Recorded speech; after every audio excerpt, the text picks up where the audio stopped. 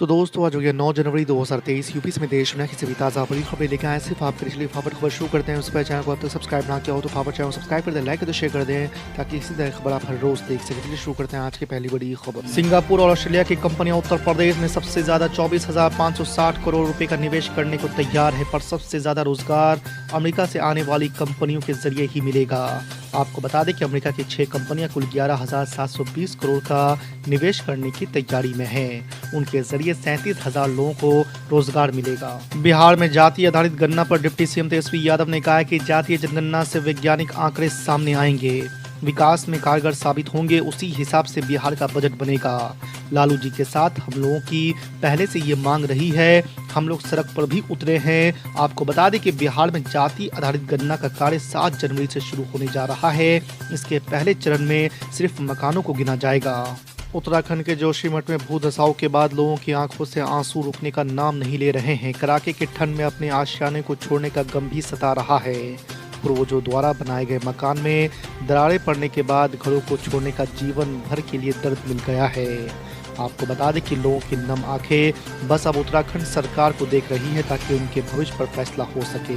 Supreme court उन याचिकाओं पर सोमवार को सुनवाई कर सकता है जिनमें धार्मिक स्थलों पर दावा पेश करने पर रोक संबंधी 1991 के अधिनियम को चुनौती दी गई है। संबंधित कानून के अनुसार धार्मिक स्थलों के 15 अगस्त 1947 के स्वरूप में बदलाव के लिए वाद दाखिल नहीं किया जा सकता। आपको बता दें कि चीफ जस्टिस DY चंद्रचूड़ और जस्टिस PS नरसिम्हा की पीठ ने पूर्व राज्यसभा सदस्य सुब्रमण्यम स्वामी सहित 6 याचिकाओं को सोमवार को सुनवाई के लिए लिस्टेड किया है, जिनमें इस कानून के प्रावधानों को चुनौती दी गई है। राष्ट्रीय राजधानी दिल्ली समेत उत्तर भारत में पिछले कई दिनों से कड़ाके की ठंड पड़ रही है। यूपी, बिहार, पंजाब समेत कई राज्यों में शीतलहर और कोल्ड डे का प्रकोप है। लोग इंतजार कर रहे हैं कि कब उन्हें ठंड से थोड़ी राहत मिलेगी। आपको बता दें कि मौसम विभाग ने अपने ताज़ा अपडेट में बताया है कि दिल्ली समेत उत्तर भारत के राज्यों में सोमवार शाम से कपकपाती ठंड से थोड़ी राहत मिलने वाली है। अभद्र भाषा के इस्तेमाल के आरोप में सपा के ट्विटर संचालक मनीष जगन अग्रवाल की गिरफ्तारी पर सपा के राष्ट्रीय अध्यक्ष अखिलेश यादव इस कदर भड़के कि पुलिस मुख्यालय में पुलिस वालों की चाय तक पीने से इनकार कर दिया। आपको बता दें कि पूर्व मुख्यमंत्री से मुख्यालय में जब कुछ पुलिस अधिकारियों ने चाय पूछी तो अखिलेश यादव ने साफ मना कर दिया। यही नहीं, ये शक भी जताई कि चाय में जहर मिलाकर उन्हें पिलाई जा सकती है। एयर इंडिया की फ्लाइट में नवंबर महीने में को पैसेंजर पर टॉयलेट करने वाले यात्री शंकर मिश्रा की मुश्किलें कम होने का नाम नहीं ले रही है। एक के बाद एक नई जानकारियां सामने आ रही है। एक तरफ जहां शंकर मिश्रा के पिता ने दावा किया है कि उनके बेटे की कोई गलती नहीं है और वो घटना हुई तक नहीं, उधर शंकर मिश्रा के बगल में घटना के दौरान बैठे को पैसेंजर ने कई बातें बताई है और साथ ही पायलट को भी सही तरीके से घटना को हैंडल नहीं करने के लिए जिम्मेदार ठहराया है। दुनिया के तीसरे सबसे अमीर शख्स गौतम अडानी ने शनिवार को राहुल गांधी को लेकर जवाब दिया है। उन्होंने राहुल गांधी को सम्मान्य नेता बताया है। आपको बता दें कि एक इंटरव्यू में राहुल गांधी को लेकर पूछे गए सवाल पर गौतम अडानी ने कहा है कि राहुल जी की बार बार बात करके वापस आप मेरा राहुल जी से झगड़ा करवा देंगे और वे कल एक और बयान दे देंगे। राहुल जी एक सम्मान्य नेता हैं, उनको भी पॉलिटिकल पार्टी चलानी है। उनकी विचारधारा की लड़ाई होती है, उसमें आरोप प्रत्यारोप होता है। बिहार के मुख्यमंत्री नीतीश कुमार ने कहा है कि मदरसों की स्थिति सुधारने और उसे आगे बढ़ाने के लिए सरकार ने काफ़ी काम किया है।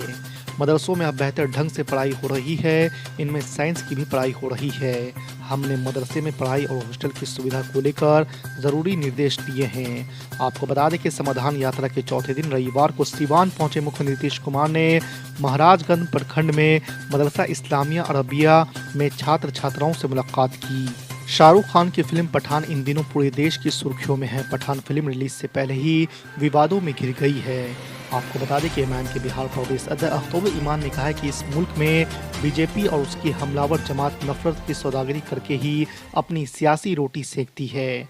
बीजेपी की डिक्शनरी से यदि टोपी, टीका, गाय, बकरी, पाकिस्तान और कब्रिस्तान निकाल दो तो ये पार्टी तड़प कर मर जाएगी। वहीं आगे उन्होंने कहा है कि शाहरुख खान दामाद किसके हैं ये पता कर लेना चाहिए। बिहार में जातीय गणना की प्रक्रिया 7 जनवरी से शुरू हो गई है, जिसको लेकर नीतीश सरकार और प्रशासन ने खास तैयारी की है। ये पूरी प्रक्रिया 2 चरणों पर पूरी होगी।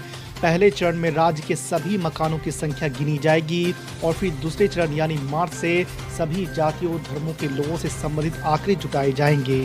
आपको बता दें कि ये पूरी प्रक्रिया मई 2023 तक पूरी हो जाएगी। बिहार में कड़ाके की ठंड के कहर को देखते हुए स्कूलों में छुट्टियां बढ़ गई है। राजधानी पटना में 14 जनवरी तक 10वीं तक के स्कूल बंद करने के आदेश जारी हुए हैं। वहीं 15 जनवरी को भी रविवार है। ऐसे में 16 तारीख से पहले नर्सरी से 10वीं की कक्षाओं में पढ़ाई नहीं होगी। हालांकि मैट्रिक परीक्षा से संबंधित गतिविधियां जारी रहेगी। आपको बता दें कि पूर्णिया में भी 10 जनवरी तक 8वीं तक के स्कूल बंद किए गए हैं। गुलाम नबी आज़ाद को बड़ा झटका लगा है। अब वो अपनी पार्टी में अकेले पड़ते नजर आ रहे हैं। डेमोक्रेटिक आज़ाद पार्टी का भविष्य भी अब खतरे में दिख रहा है। ऐसा इसलिए कि आज़ाद के पास अपने किसी भी शीर्ष सहयोगी के साथ नहीं बचा है। उनके 17 समर्थकों ने हाल ही में घर वापसी करते हुए कांग्रेस पार्टी की सदस्यता ग्रहण कर ली है। अब जम्मू कश्मीर के पूर्व मुख्यमंत्री के सामने भविष्य को लेकर कई सवाल खड़े हो गए हैं। क्या वो अपने समर्थकों की तरह खुद भी वापसी करेंगे या फिर आने वाले विधानसभा चुनाव में कांग्रेस को चुनौती देंगे?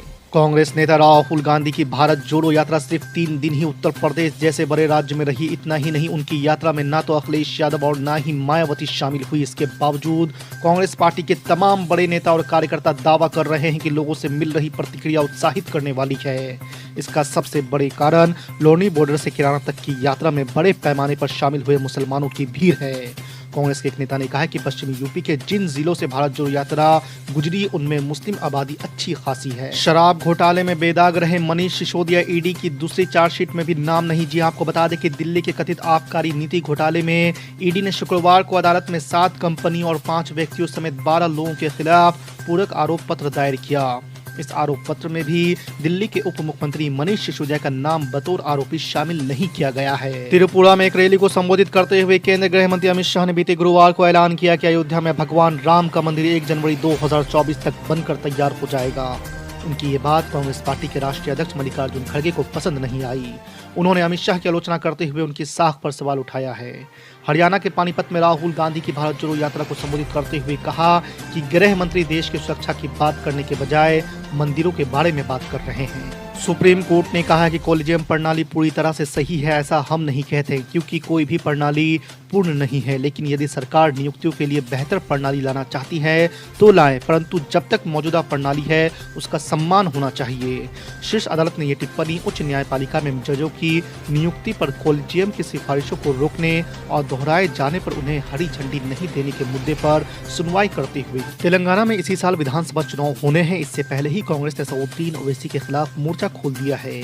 पीसीसी चीफ ने आरोप लगाया है कि ऑल इंडिया मजलिस इत्तेहादुल मुस्लिमीन के प्रमुख असदुद्दीन ओवैसी हैदराबाद में 2 विधानसभा क्षेत्रों में अलग अलग जगहों पर मतदाता के रूप में पंजीकृत है। कांग्रेस प्रदेश प्रमुख जी निरंजन ने मामले में चुनाव आयोग से शिकायत कर कार्रवाई की मांग की है।